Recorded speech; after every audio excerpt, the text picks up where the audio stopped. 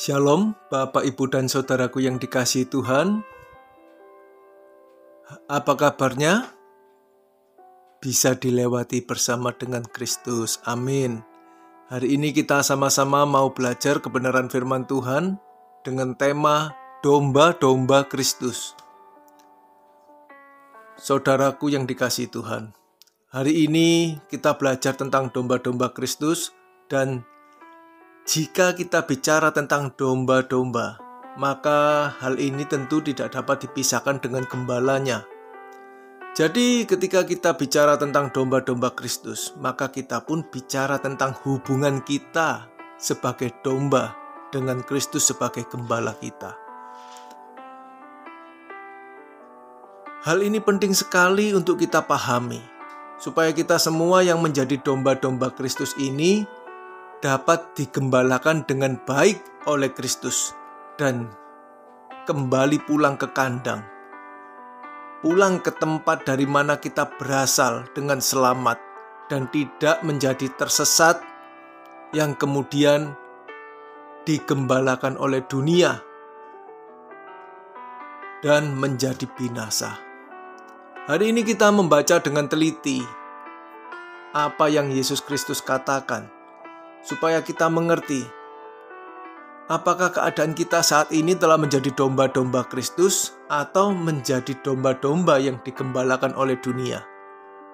Kita baca di Yohanes pasal 10 ayat 2-5. Demikian firman Tuhan ayat 2. Tetapi siapa yang masuk melalui pintu, ia adalah gembala domba. 3. Untuk dia, maksudnya untuk gembala, penjaga membuka pintu dan domba-domba mendengarkan suaranya. Dan ia memanggil domba-dombanya masing-masing menurut namanya dan menuntunnya keluar. 4. Jika semua domba telah dibawanya keluar, ia berjalan di depan mereka, dan domba-domba itu mengikuti dia, karena mereka mengenal suaranya. 5. Tetapi orang asing pasti tidak mereka ikuti, malah mereka lari daripadanya, karena suara orang-orang asing tidak mereka kenal. Saudaraku, jelas sekali ya, domba-domba Kristus pasti mengikuti sang gembalanya, yaitu mengikuti jejak hidup Kristus. Dengan kata lain, mengikuti gaya hidup Kristus. Ini berarti domba-domba Kristus tidak akan mengikuti gaya hidup atau cara hidup dunia. Mengapa? Karena cara hidup dunia menjadi asing, dan domba-domba Kristus akan lari meninggalkannya, akan memisahkan dirinya dari segala kenajisan dan percintaan dunia untuk hidup kudus dan tidak bercela seperti Kristus gembalanya. Nah, sekarang bagaimana dengan keadaan kita masing-masing, saudara? Sekarang masing-masing kita dapat merenungkan, apakah kita sudah menjadi domba-domba Kristus atau belum? Siapakah yang menggembalakan kita selama ini? Dan siapakah yang kita ikuti cara hidupnya? Kristus atau iblis si jahat yang memakai tipu daya dunia, yaitu kekhawatiran, kekayaan, dan kenikmatan hidup untuk menggembalakan domba-dombanya menuju kebinasaan abadi. Kita harus berjaga-jaga terus, saudaraku. Dan jika kita melakukan kesalahan, marilah kita cepat berbalik dan bertobat, mumpung masih ada kesempatan. Rasul Paulus yang mengikuti jejak sang guru, mengikuti jejak Kristus, menasihati kita di 2 Korintus pasal 6 ayat 17-18 yang berbunyi demikian. Ayat 17. Sebab itu, keluarlah kamu dari antara mereka dan pisahkanlah dirimu dari mereka, firman Tuhan, dan janganlah menjamah apa yang najis, maka aku akan menerima kamu. 18. Dan aku akan menjadi bapamu, dan kamu akan menjadi anak-anakku laki-laki dan anak-anakku perempuan. Demikianlah firman Tuhan yang Maha Kuasa. Amin. Jelas sekali bukan, saudaraku? Dan Yohanes, murid Yesus, juga menasihati kita lewat tulisannya di kitab Wahyu pasal 18 ayat 4 yang berbunyi demikian. Lalu aku mendengar suara lain dari sorga berkata, "Pergilah kamu, hai umatku, pergilah daripadanya, supaya kamu jangan mengambil bagian dalam dosa-dosanya, dan supaya kamu jangan turut ditimpa malapetaka-malapetakanya." Saudaraku, kalau kita membaca kitab Wahyu pasal 17 dan 18 ini, maka kita akan memahami konteksnya. Kita memahami apa yang dimaksud dengan perempuan pelacur itu. Perempuan pelacur itu adalah kota besar Babel, di mana raja-raja di bumi berbuat cabul dengan dia, dan pedagang-pedagang di bumi telah menjadi kaya oleh kelimpahan hawa nafsunya. Sebenarnya ini menggambarkan keadaan dunia hari ini yang dipenuhi oleh materialisme, di mana semua orang mengejar kekayaan, kelimpahan, dan kenikmatan hidup di dunia ini. Banyak manusia yang berbuat cabul dengan materialisme ini. Hidupnya dipenuhi oleh spirit materialisme, menjadi kaya oleh kelimpahan hawa nafsunya. Semua orang kebanyakan saat ini digembalakan oleh si jahat. Karena itu firman Tuhan memperingatkan kepada setiap kita yang mau menjadi domba-domba Kristus. Apa peringatan dari Tuhan, saudara?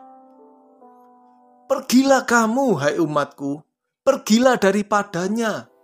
Ini berarti jangan ikuti jejaknya, jangan ikuti cara hidup dunia. Supaya apa, saudara? Supaya kamu jangan mengambil bagian dalam dosa-dosanya, dan supaya kamu jangan turut ditimpa malapetaka-malapetakanya. Wah, berarti menjadi domba-domba Kristus yang mengikut Kristus ini akan dipandang dunia menjadi orang yang aneh, ya. Benar sekali, saudaraku. Sebab fokus hidup orang dunia tentu mengejar harta kekayaan dan kenikmatan hidup di dunia. Tetapi domba-domba Kristus malah diperintahkan untuk menjauhinya. Nah, sekarang bagaimana dengan keadaan kita hari ini, saudara? Kalau kita dipandang oleh orang-orang dunia di sekeliling kita sebagai orang yang wajar seperti mereka hidupnya, maka kita sesungguhnya belum menjadi domba-domba Kristus loh. Mengapa demikian? Karena Kristus pun ketika hidup di dunia juga dianggap aneh, dianggap tidak waras, bahkan dianggap sesat oleh imam-imam, ahli-ahli Taurat, orang-orang Farisi dan Saduki. Mari kita baca ayat berikut ini. Matius pasal 27 ayat 62-63 yang berbunyi demikian. Ayat 62. Keesokan harinya, yaitu sesudah hari persiapan, datanglah imam-imam kepala dan orang-orang Farisi bersama-sama menghadap Pilatus. 63. Dan mereka berkata, "Tuan, kami ingat bahwa si penyesat itu sewaktu hidupnya berkata, 'Sesudah 3 hari aku akan bangkit.'" Jelas sekali ya, saudara. Yesus memang dikatakan sebagai si penyesat. Karena Yesus yang sudah mereka anggap sesat itu mengajar banyak orang, dan banyak juga yang menjadi percaya kepadanya dan mengikuti Yesus, yang berarti ikut sesat juga seperti gurunya, seperti gembalanya. Berikutnya, bagi kita yang mau menjadi domba-domba Kristus, mari kita pahami perkataan Tuhan Yesus berikut ini. Kita baca Yohanes pasal 10 ayat 27 sampai 28. Yang berbunyi demikian, ayat 27. Domba-dombaku mendengarkan suaraku, dan aku mengenal mereka, dan mereka mengikut aku. 28. Dan aku memberikan hidup yang kekal kepada mereka, dan mereka pasti tidak akan binasa sampai selama-lamanya, dan seorang pun tidak akan merebut mereka dari tanganku. Amin.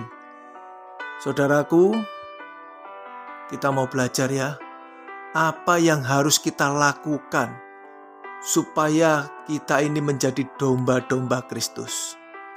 Yang pertama adalah mendengar dan memahami ajaran Kristus. Ya, supaya kita menjadi domba-domba Kristus, yang kita lakukan pertama adalah mendengar dan memahami ajaran Kristus. Di ayat 27 Yesus berkata, domba-dombaku mendengarkan suaraku.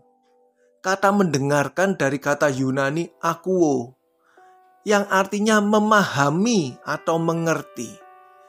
Dan Yesus Kristus datang memang untuk mengajarkan jalan keselamatan, seperti yang dituliskan pada firman berikut ini, Matius pasal 11 ayat 1. Kita baca, setelah Yesus selesai berpesan kepada ke-12 muridnya, pergilah ia dari sana untuk mengajar dan memberitakan Injil di dalam kota-kota mereka.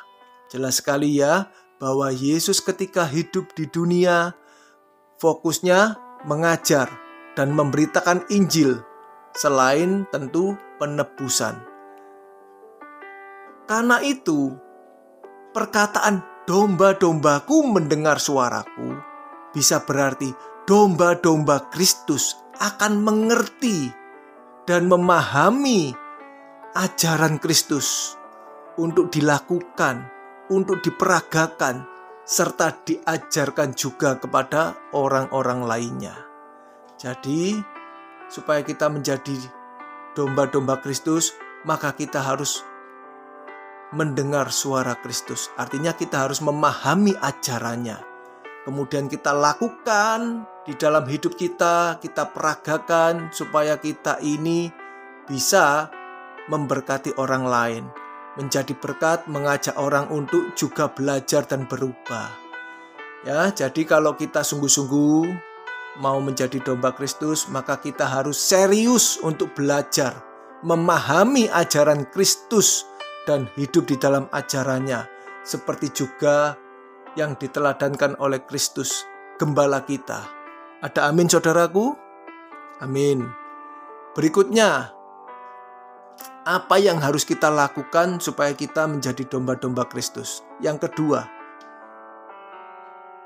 dapat dipahami dan dinikmati oleh Kristus. Ya, yang harus kita lakukan adalah supaya hidup kita ini dapat dipahami dan dinikmati oleh Kristus. Saudara, di ayat 27 tadi Yesus berkata, aku mengenal mereka. Itu artinya Sang Gembala, Kristus, mengenal domba-dombanya. Kata mengenal di sini memakai kata Yunani ginosko. Ginosko itu artinya mengetahui, memahami, dan juga menikmati.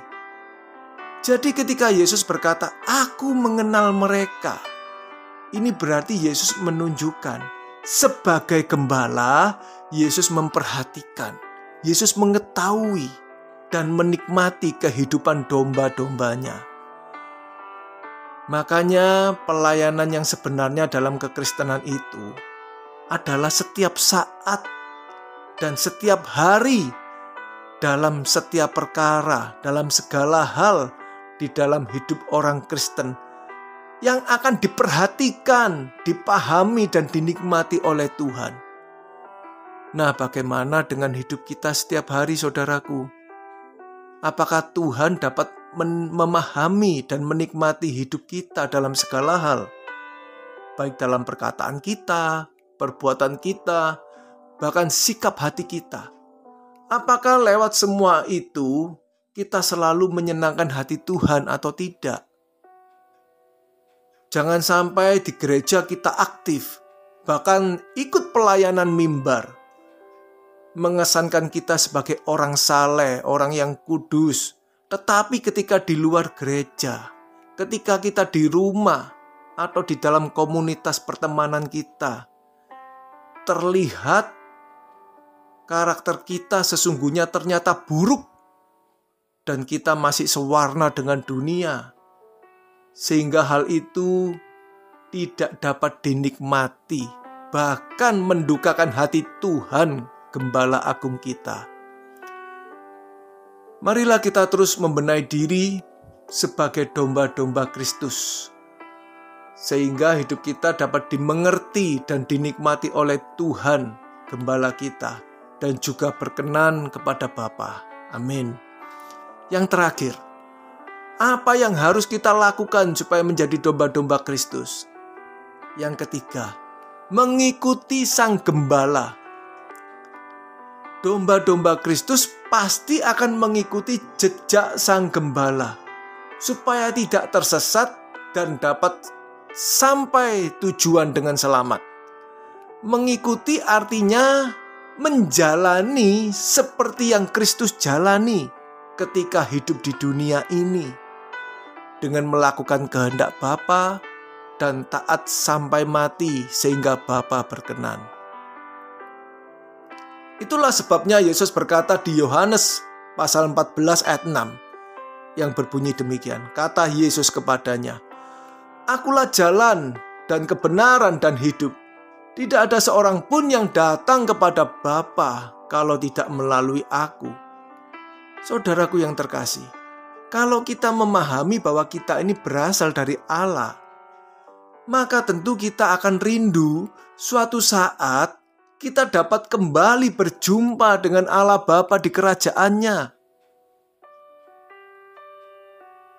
Karena itu, Yesus memberikan satu cara, satu solusi supaya kita dapat datang kepada Allah Bapa, yaitu dengan menjalani hidup seperti yang Kristus jalani. Yang dimulai dengan belajar kepada Kristus, karena Kristus adalah kebenaran. Miliki pemahaman kebenaran Kristus itu. Jadilah murid, belajarlah dengan sungguh-sungguh, supaya memiliki kebenaran, artinya memiliki pikiran dan perasaan Kristus. Supaya apa? Supaya kita pun memiliki hidup yang berkualitas sebagai anak Allah itu loh, yang dikatakan hidup. Akulah hidup, akulah Zoe. Hidup yang berkualitas itu loh, sebagai anak Allah harus kita miliki. Hidup yang berkualitas sebagai anak Allah itu tentunya pasti akan tahu kehendak Bapa, apa yang baik, yang berkenan kepada Bapa, dan yang sempurna untuk kita lakukan dan kita hidupi. Ada amin? Amin ya. Jika kita mau mengikuti jejak Sang Gembala kita, yaitu Kristus Yesus, maka kita harus membayar harganya, saudaraku. Tidak gratis,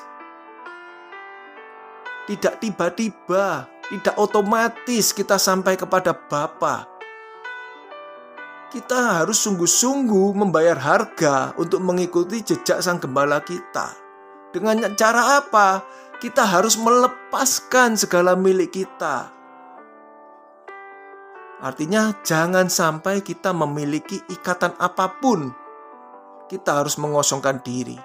Kita harus meninggalkan percintaan dunia supaya kita dapat menjadi serupa dengan Kristus, supaya dapat berkodrat ilahi atau memiliki karakter sebagai anak Allah.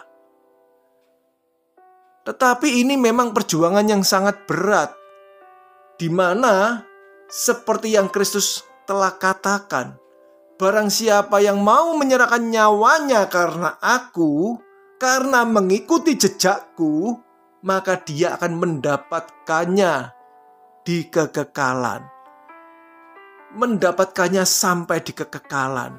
Artinya kita ketika hidup ini, ketika kita menyerahkan nyawa kita, kesenangan hidup kita, pikiran, perasaan, dan kehendak dunia kita lepaskan, kita kosongkan, karena kita mau mengikuti jejak Kristus, maka kita akan mendapatkan nyawa yang baru.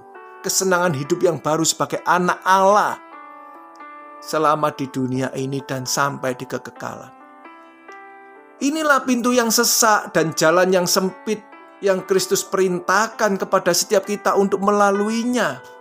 Tidak seperti jalan dunia atau cara hidup dunia yang seperti masuk pintu yang lebar dan jalan yang lapang di mana banyak orang berbondong-bondong melewatinya, tetapi berujung pada kebinasaan abadi. Itulah sebabnya Yesus berkata banyak yang dipanggil untuk mendengar pemberitaan Injil, tetapi sedikit yang dapat dipilih masuk ke rumah Bapa. Banyak orang Kristen yang tidak sanggup untuk masuk melewati pintu yang sesak dan jalan yang sempit ini. Karena apa? Karena tipu daya dunia yang menggiurkan, sehingga tanpa disadari mereka digembalakan oleh si jahat yang menggiring mereka masuk ke dalam lautan api yang menyala. Saudaraku, biarlah kita selalu mengingat kebenaran ini, bahwa tidak ada mahkota tanpa salib. Tidak ada kemuliaan tanpa penderitaan mengikut Yesus. Dan Yesus berkata, barang siapa menang, ia akan kududukan di atas takhtaku. Sama seperti aku pun telah menang dan duduk di atas takhta Bapakku. Marilah kita terus berjuang untuk menjadi domba-domba Kristus. Tetaplah semangat. Amin. Tuhan Yesus memberkati kita semua.